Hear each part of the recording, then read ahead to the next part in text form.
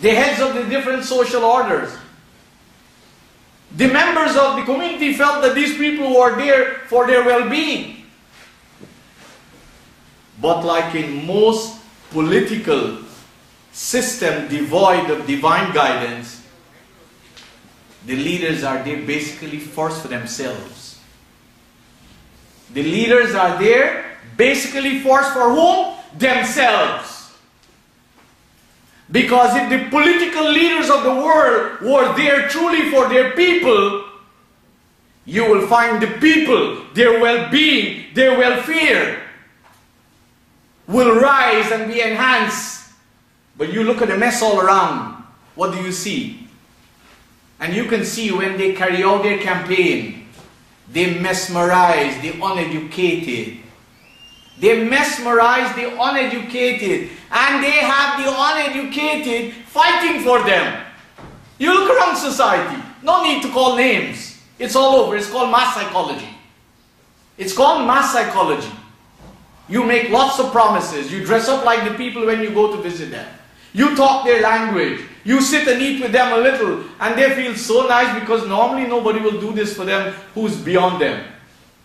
And they feel paradise is through you, and they give you everything, and you say, thank you very much. I don't even recognize you. You can't even get to meet me. This is the culture of many, many political leaders.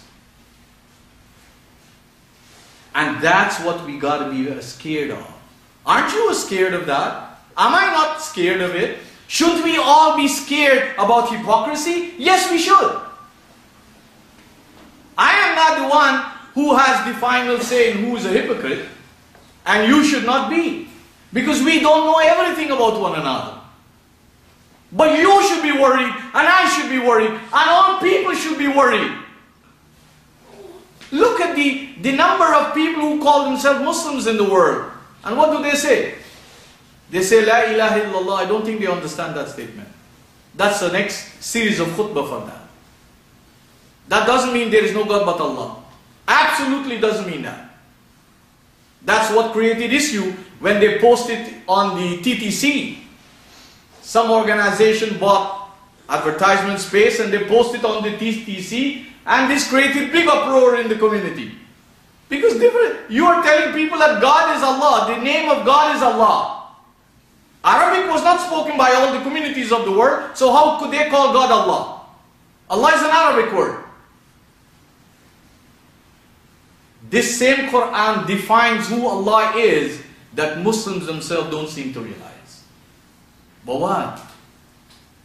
Do you know people who are learning? I meet a lot of people. I'm yet to see very sincere and outstanding students. I teach a lot of people. I don't normally find sincere students. I find students who are like this. They want it at their own, they learn at their own condition. They take what they want, they leave what they don't want. So you tell me they should be a graduate, they shouldn't graduate.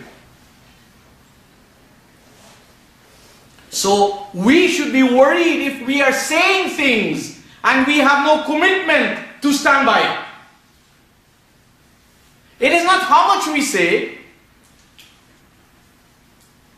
it is how much we are prepared to follow the little we say. So this beloved Prophet, you could imagine the people he had to deal with.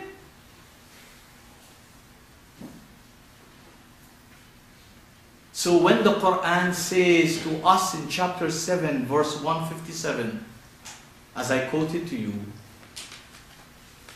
وَيُحِلُّ لَهُمُ الطَّيِّبَاتِ وَيُحَرِّمُ عَلَيْهِمُ الْخَبَائِثِ, that this Prophet came to announce to the society the divine standards of halal and haram, not the pagan standards of halal and haram.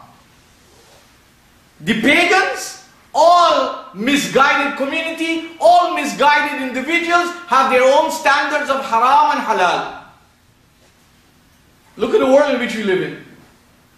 Don't people make killing halal? They make killing halal. They make killing one another halal. Because they believe if they get an explanation that allows them to kill, then this shows that God wants you to kill people. And this word qatala has the least to do with killing. If you look at the Qur'an in chapter 2 verse 54, you will see what translation can do to people. And the Prophet came to change this. Because people had a vision of life, even those who felt they were dealing with God, because there was no shortage of quote-unquote religious people. Religion is as old as man himself or herself.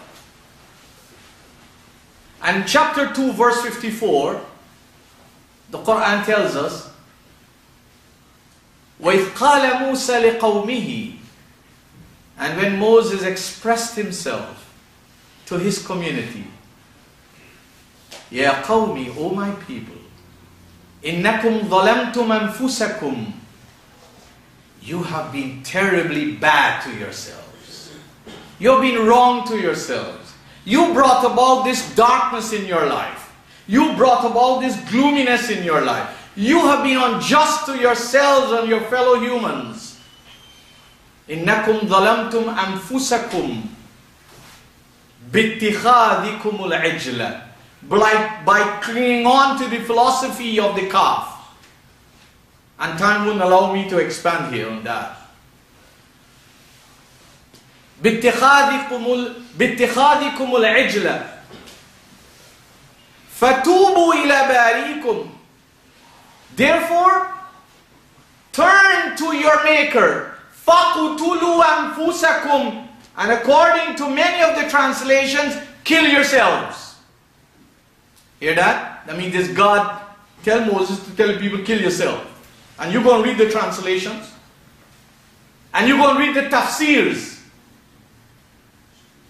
The classical tafsirs. I didn't make up anything. They say each man took a knife and slit the throat of another, no matter who he or she was to him, without any feelings, until 70,000 people were slaughtered. That's when God says enough.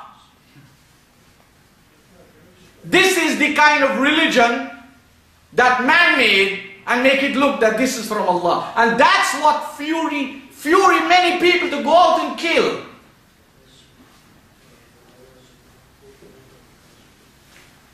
This has nothing to do with killing. This verse has nothing to do with killing. I'll retranslate that verse for you.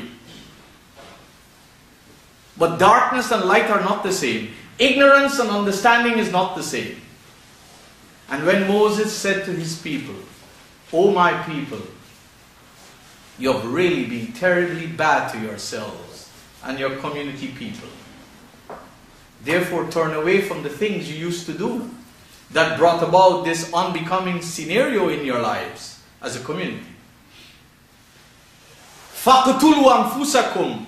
In the English language, mortify yourself. Mortify. When you go home, check the dictionary if you don't know the meaning. But I'll tell you, mortify means to subject and subjugate.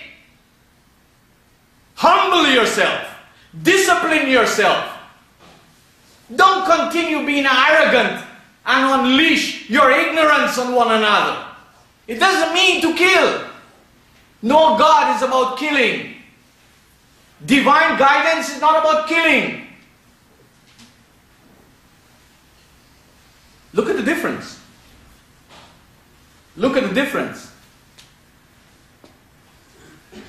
So this prophet came to do what? He came to change this barbaric society that had a reason for killing. Every misguided community has a reason for killing. You think you alone have reason for killing? Other people have reason for killing. Then what will happen? We'll kill one another. Is this guidance?